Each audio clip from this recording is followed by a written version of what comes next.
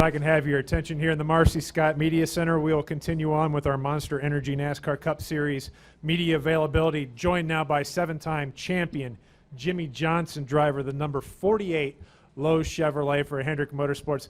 Running a little behind this morning, I understand, heading into the media center. Good to be back in Atlanta, though, and fully charged and ready to take on the weekend where you're the defending race winner. Yeah, definitely excited to be at this racetrack.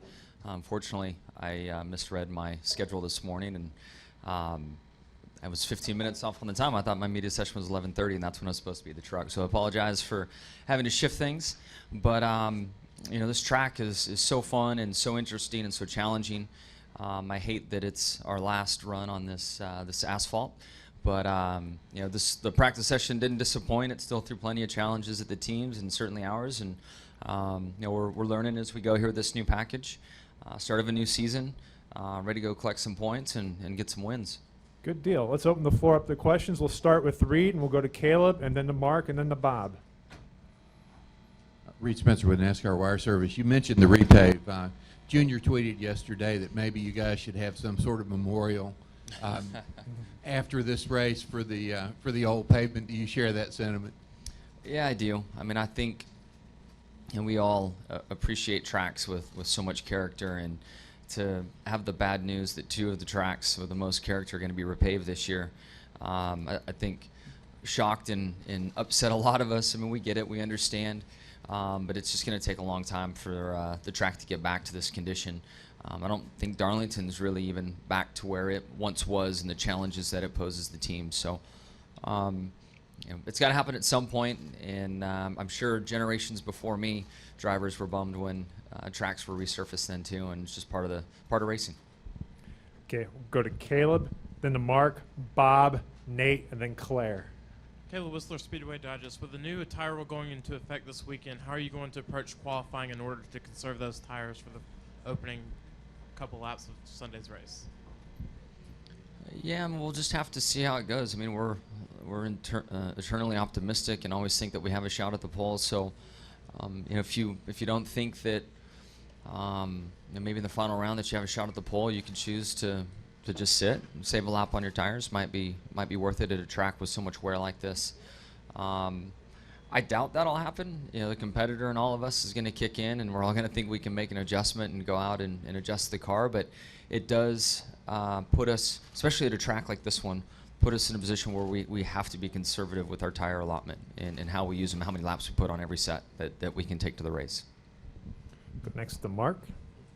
Mark Garrow, PRN. Jimmie, just talk about the fact Hendrick Motorsports going after 4th straight in here. You're looking for your and just talk about that kind of a role that you have here. Yeah, it's been a great track for me, really, when I look back over my career and when I think of Hendrick related race cars and success from Nadu running well here. Jeff's obviously always been amazing here. Kane, it's been a good track for Junior over the years. So it's a good track for all of us. I can say the last 2 races we won here, we didn't really get our stuff situated until late in the going and been able to come out on top. So just because you might have a slow Friday or a slow start to the race, I don't think you can count anybody out. We have a lot of chances to work on the car and can make stuff happen here, which is really neat. Okay, we'll go to Bob, then to Nate, and then to Claire, and then over to Mike. Bob Pockris, ESPN. The spoiler is a little bit different than what you raced at Michigan and Kentucky last year as far as the length of it. Do you notice it a whole lot, and how does it change things? Gosh, it's been so long since I've felt that other configuration, and I guess I had a chance to test in Kansas with this downforce package, but the Kansas asphalt's pretty new and a lot of grip. At that point in time, I couldn't feel a difference, and we still ran the same speeds. Today, though, I've had a lot of loose, and I'm sure that smaller spoiler has something to do with it in our setup. But until we really get into side drafting and trying to free people up from behind them or alongside of their quarter panel, I don't know if I have a good read on it yet. Go to Nate, Claire, and then to Mike. Nate Ryan, NBC Sports. Jimmie, I know you didn't have to wait as long for your first win, so maybe you can't relate quite as well, but when you see what Chase has gone through and having Daytona kind of slip through his hands again, Any advice you can offer him on how to deal with it, or I mean, is it? And well, I guess what's it like internally to see him have these things just keep slipping away on what would seem to be circumstances out of his control? Watching, I just keep telling him, man, you can't change what you're doing. You're doing such a great job. He's learned so quick, such talent that in my heart and from watching from the outside, I know it's going to happen. We all know it's going to happen. And when he starts winning, he's not going to stop winning. I would have to assume in his shoes it's a little bit different. I know from my own experience, and granted I did win early, but I had a few championship opportunities slip away before we won one. And I just kept telling myself, how many of these am I going to waste away? These opportunities don't show up all the time. So I'm pretty confident that that's been through his mind. But hopefully he's also telling himself, and I know that I'm telling him, but hopefully he's telling himself, man, I'm young, I've got a lot of racing left, and I mean, he's really doing the right things. Sometimes you're just unlucky, and eventually that luck will come around. He just has such a good sense of the race and adjustments that he needs for the race. His racing savvy is, I guess, maybe a way to generalize that. To watch him grow over the course of the weekend in Daytona and understand the draft and the strengths that his car had, he started to do things in the draft that nobody else was even thinking about and trying and making passes work that way. So it's just an instinctive thing inside of him, that racing savvy that you can't teach somebody. They're born with it or not. You can learn to be courageous. You can learn to go run one fast lap. You can teach yourself those things, but that in-race stuff, you're really kind of born with that, and he has that. Go next to Claire, then to Mike, and then over to Reed. Claire B. Lang, Sirius XM NASCAR Radio. I was talking to NASCAR today, and they say with a smile on their faces, they saw in practice you guys were sliding around a little bit. Do you smile about that? And how do you adapt coming to Atlanta, knowing that you like a loose race car, but how much looser is it, and how do you adapt? Yeah, I love sliding around, especially when you're at the top of the board doing that. Sliding around on 20th isn't any fun. So, although there was a couple cool slides and it's fun to be on the edge in your race car, we want to be at the top of the sheet, and we weren't there today. Still some more on track today that we can sort stuff out. But I think we all appreciate watching how hard the drivers have to work on tracks like Atlanta. And I guess that leads to some of the sadness knowing that this is our last race on this asphalt. Same with Texas. Texas is going to be different. So we'll enjoy it tonight, or not tonight, but this weekend. Maybe have that memorial service Dale Jr.'s talking about, and come back and go really fast next year. Okay, we're going to go to Mike, then to Reed, then over to Kenny, and then up here to Chase. Mike Embry, USA Today. What's the bigger challenge here this weekend? Dealing with the tires going away and trying to figure what laps you're messing with there, and the new package. Is there, or is it a mix of the two kind of? Our conversations really haven't been package related with the car. It's really been about tire allotment. If there's a lot of cautions, how you can run out of tires quickly and be in a bind. So I think most of us are concerned about tires than the lower aero package right now. I know we are. I'm Reed Spencer, NASCAR Wire Service. Last week at Daytona, the duels were relatively speaking incident-free. The Daytona 500, on the other hand, was extremely wild. From your point of view, what do you think were the primary factors that made that radical difference between the races?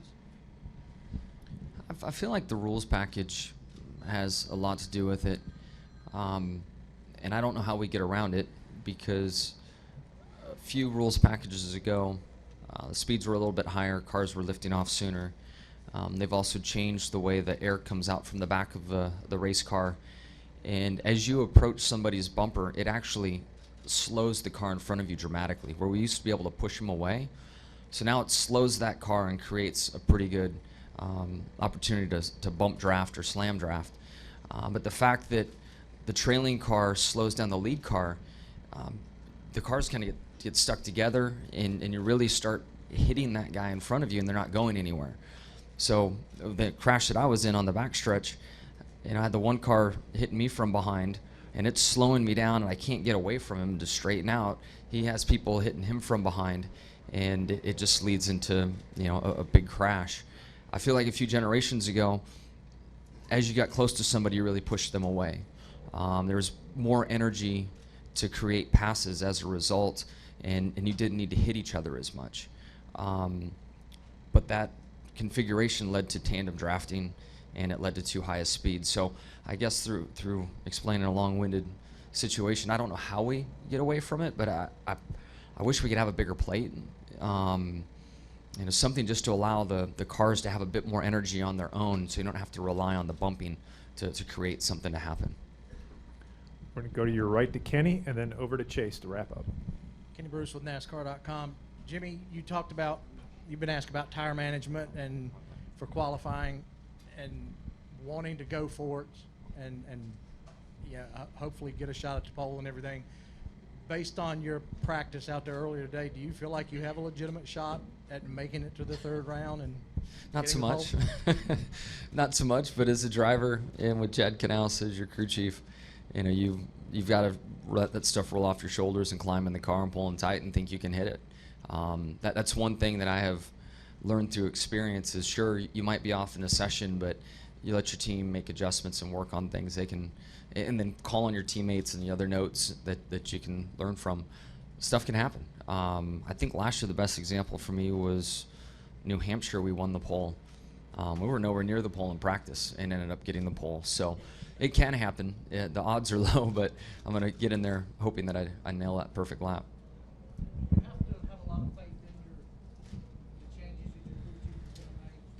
Go out there and Yeah. Faith and then also experience helps.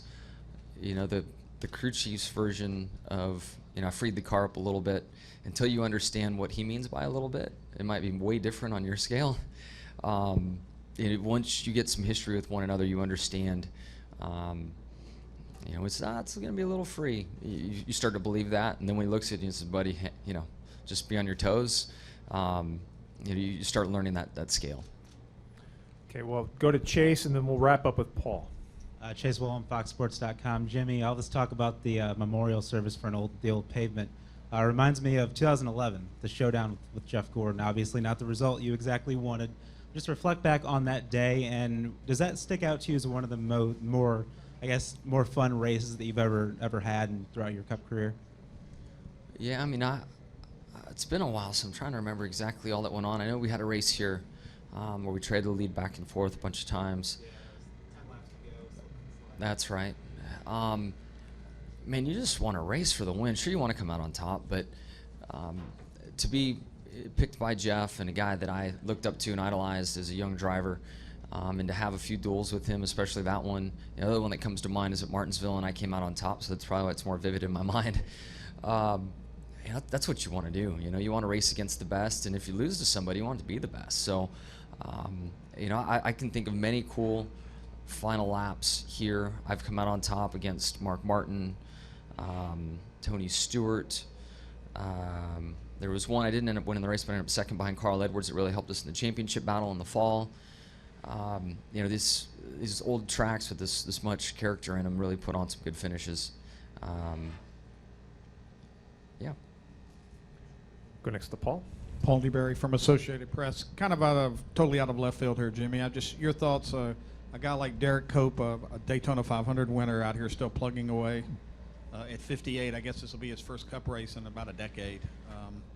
I guess you probably can't see yourself doing this, I'm guessing, at 58. But just your thoughts on him still out here competing.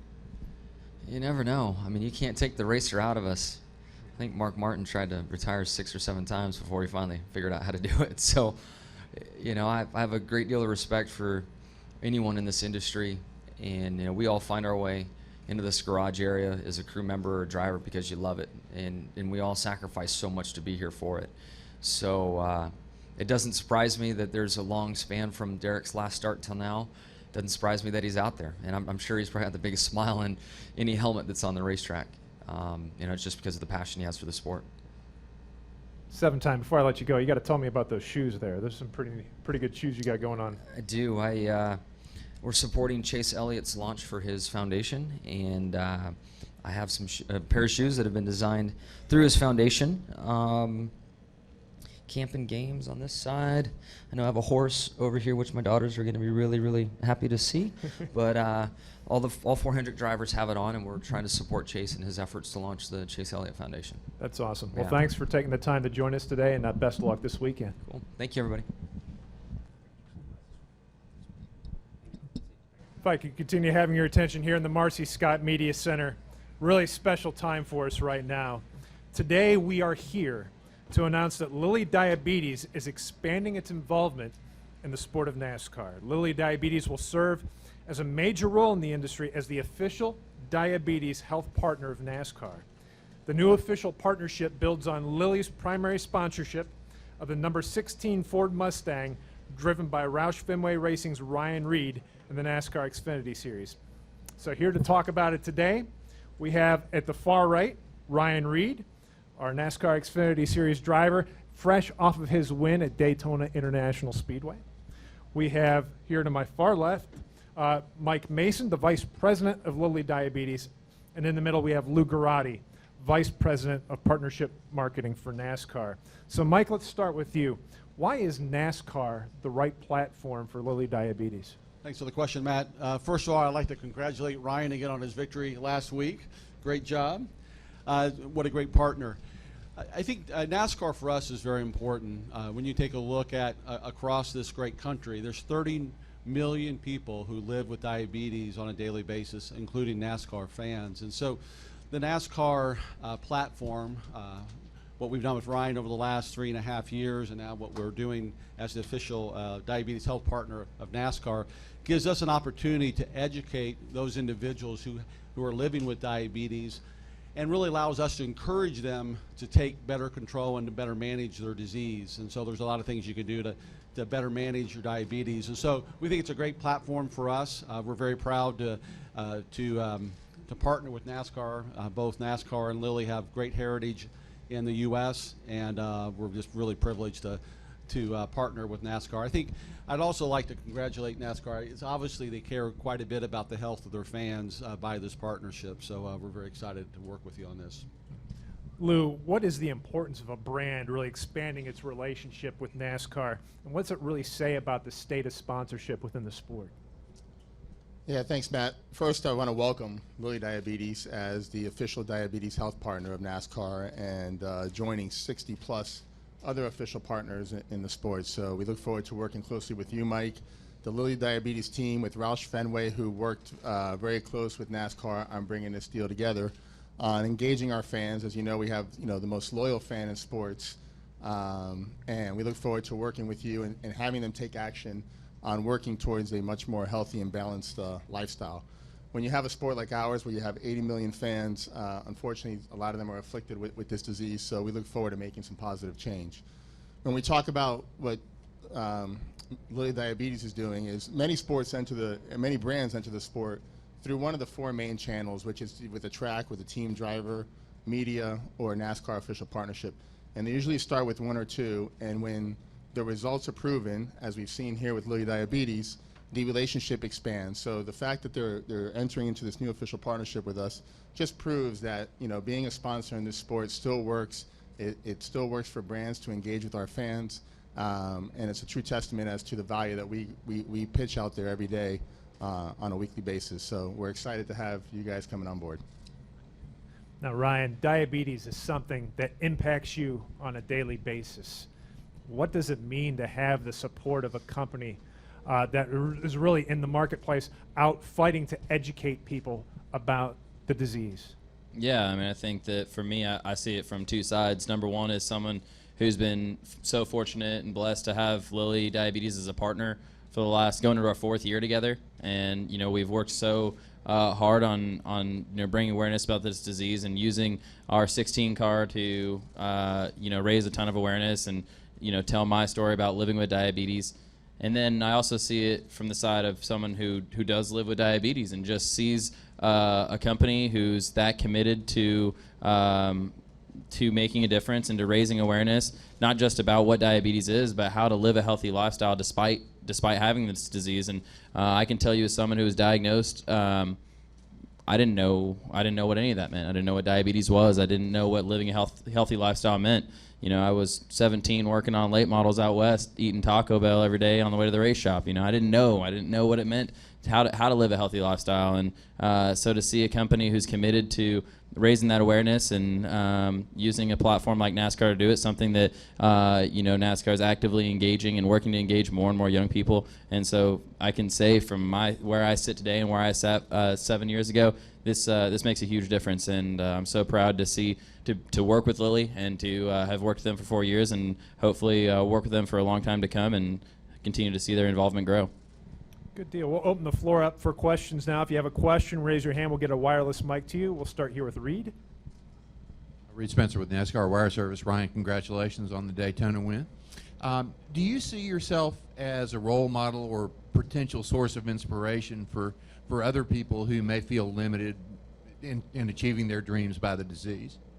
I see myself as someone who has the opportunity to use the racing platform to spread awareness, and so I hold very high standards for myself to do so. That means being in the gym, working hard to be the best race car driver I can be, and if I have the opportunity to inspire someone, I hope that I think that's really cool. You know, I mean, I try to stay humble and not think of myself as like a role model, but you know, I certainly have had a lot of people come to me and tell me that I am for them, and that's one of the most rewarding and you know, it's something that I'm extremely grateful to have the opportunity to do in my life, because at the end of the day, I'm just a kid who loves to drive race cars, and I'm very fortunate that I get to do so. And not only do I get to do that, but I also get to have a partner that allows me to go out and tell my story and raise awareness about a disease that I live with and I'm very passionate about, you know, being an advocate for. Yeah, let me add on to that. He definitely is a role model.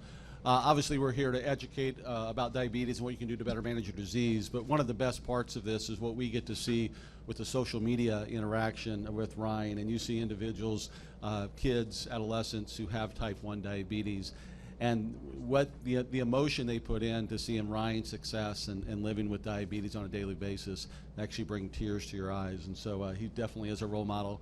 At many tracks, we'll go out and we'll visit children's hospitals, and the kids just love looking up to Ryan. He does such a great job in those venues. We'll go to your right, the Zach. Zach Albert, NASCAR.com. Ryan, when you had your first talks with Lilly and about making this partnership happen, did you think, okay, 3-4 years down the road, this is going to be one that's going to be fruitful and continue to be even stronger? I mean, I certainly hope so. I wanted, you know, when we reached out to Lilly and we sat down for the first time, you know, what we talked about was it wasn't about marketing a product per se or something like that. It was about, you know, hey, I'm a kid with diabetes, and you know, I was told never to race again, and you know, we were both very passionate about getting that story out there, and very passionate about getting people to believe that they can live a full, healthy lifestyle despite having diabetes. And you know, that's where it started, and that's what it grew from. And obviously, we've had many initiatives since then, and you see Lilly continuing to grow with their initiatives and continuing ways to branch out and encourage people to work with their doctor and live healthy lifestyles. And they're very creative in doing so, which is great. But I don't think that I ever had any, like he said, social media. If you go on, like the stories that I hear on my Twitter and Facebook, of people telling me their story about their son or their daughter, them themselves living with diabetes, it's incredible, you know, and something that, you know, I never thought that I would hear so many stories and engage with so many people, and the people that I've met through the process has been unbelievably rewarding. So I guess no, I didn't think so, but I'm definitely very blessed and very happy to see that it is this fruitful and this great of a program. And for Mike, what was your experience with NASCAR before this relationship started, and what have you learned over the last 3-4 years as it's kind of grown? Well, I knew nothing about NASCAR before starting, so I've learned quite a bit. I've been told a lot more than I understand and retained, I can tell you that. But it's been, the thing that I think what means the most is just how loyal the fans are, just how tight of a community it is, how much the drivers and the teams care so much about the fans. And I was very impressed last year when we reached out to NASCAR and started to talk about this. And I think they saw this as very important in order to really, you know, reach out and help their fan base. They care quite a bit about that. So I think, you know, you want to partner with people that share similar values, and we're very happy with what we see here. And so if anyone knows anyone that has diabetes and want to help them, go to LillyDiabetes.com. We have a lot of good resources there to help better manage the disease. Do we have any additional questions for these gentlemen? Well, folks, thanks again for your time today. And I speak for NASCAR welcome to the NASCAR and the Roush Fenway racing families. It's very much appreciated. Thank you.